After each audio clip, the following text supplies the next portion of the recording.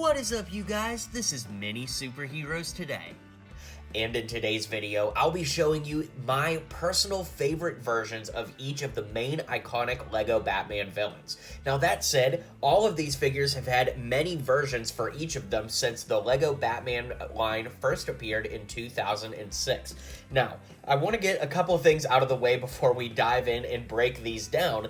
First off, these are my personal picks, but this is introducing a new format for videos here on my channel where I'm going to do a best of showcase style like this. So for this one, I picked my favorites because that's easiest, but going forward, I'm actually going to take your guys' vote. So next, I'm planning to do the best versions of the main Spider-Man villains, and I'm going to take your guys' vote to help me decide which versions those are. But I wanted to kind of make this video as an introduction to what this series will be like, and we can go forward from there. So, like I said, these are my favorite versions of each of the most iconic LEGO Batman villains that we've gotten from 2006 all the way up to 2020 when this video is being made. So sit back, relax, and let's start taking a look at some iconic Batman villains.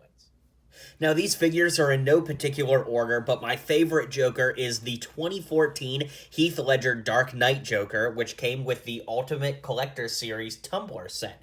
Now, this figure is absolutely awesome. Great leg printing, love the little chain there, and amazing, super accurate torso printing. Some great printing on the back, and then you can see he's kind of got that quizzical face on this side, and then the Joker grin on this side. I love the scars there, and the green hairpiece that is exclusive to this figure is really great.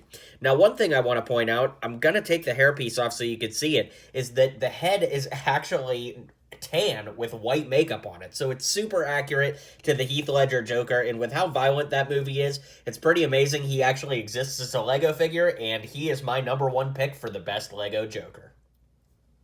Next up is Harley Quinn, based on her Suicide Squad appearance, and this figure actually was from the LEGO Movie 2. Once again, a very violent figure from an R-rated movie existing in a really, honestly, a set aimed at kids is pretty incredible. But anyways, this figure is outstanding. I love the multicolored pigtails. Of course, the torso is super great with that accurate printing from the movie. The baseball bat is cool. Not exactly accurate to her bat in the movie, but that's okay. The dual-molded legs, though, I mean, look at that. Blue and red dual-molded legs with brown feet is just incredible. The fishnets, again, not something you would expect to see from a children's toy, but a really great representation of Harley Quinn nonetheless. Here we've got Poison Ivy, who is from the 2012 Batcave set, and she gets my vote for the best Poison Ivy to date. I just absolutely love this figure, and I think it's the best representation of Ivy. You know, we've gotten several over the years, and the original definitely is not the best, but I think that this one was really nice with the flower printing in her hair with the leaves up there, and just a really nice representation of the figure. I feel like this is one you guys are probably going to disagree with me on in the comments, but she does have a double-sided head there, as you can see, and that's the beautiful thing. So drop a comment if you agree with this or not, and let's keep rolling on. Here we've got the 2007 Scarecrow as my choice for the best Scarecrow. Now, is this the most detailed torso and leg printing? Of course it's not, but he had this glow-in-the-dark head, which was absolutely amazing. In fact, if I turn the lights out, maybe, just maybe, you'll be able to see it glow a little bit here. So, well, I guess I've still got my room lights on, but you can see it glowing there just a little bit. So let me get my lights back on here, and yeah, I just think that this is a really great figure, and it's super nostalgic, but I try not to let nostalgia make my decisions for me here. But this is my vote for Scarecrow, so drop a comment if you agree, because I feel like this is another one you guys might not agree with. Here we have Mr. Freeze, and in my opinion, this is just such an incredible minifigure for representing the character. Once again, kind of like Scarecrow, is this the most detailed minifigure of all time? Heck no, not even close, but it checks all the boxes while being simplistic in getting it done. I think that other Mr. Freezes too sometimes look too cartoony or even too comic booky, dare I say. So I think that this is a healthy compromise between the cartoons, the comics, and making it translate into LEGO in the best way possible. This one definitely gets my vote as the best Mr. Freeze. Here we've got the 2012 Bane, and I think that this is the best Bane minifigure that we've gotten. He came in the LEGO Dimension set, as well as the 2012 Batcave with Poison Ivy from earlier. I love the way that this vein, or really this wire, travels from his mask down to his back printing. It's a very cool little detail there, and I just think that this is a great representation of Bane.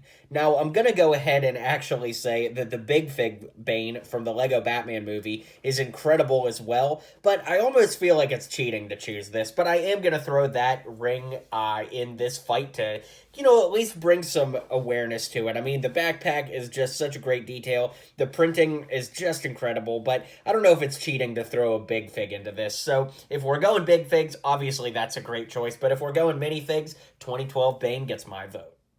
For Catwoman, I'm giving it to the 2012 Catwoman. I think that this figure really represents the, I want to say coming of age, but really just the gap between the 2006 to 2008 LEGO Batman line and then the 2012 through present time modern era. I think it just has a lot of subtle sensibility on the torso printing, and then of course the head is great too, with one side having the visor eyes and the other side having the purple lips and the little smirk there, which when you put the cat mask on, it works just as well on that side. The whip was a nice touch, and I just think that this is a fantastic figure that has all the little sensible details while also getting a great representation of this figure across in LEGO form.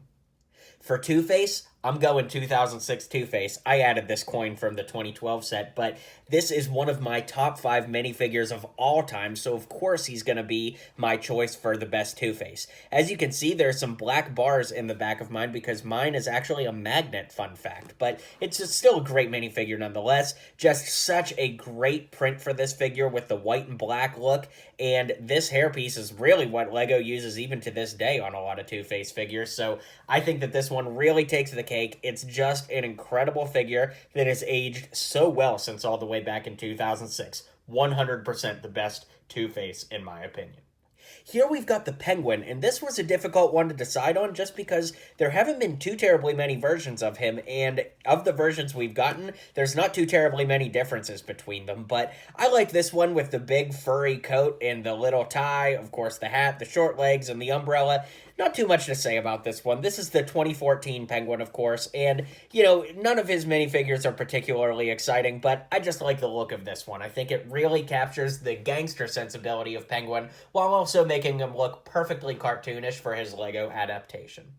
And for our final iconic Batman villain, I'm giving the Best Riddler award to the 2016 classic 1966 Riddler.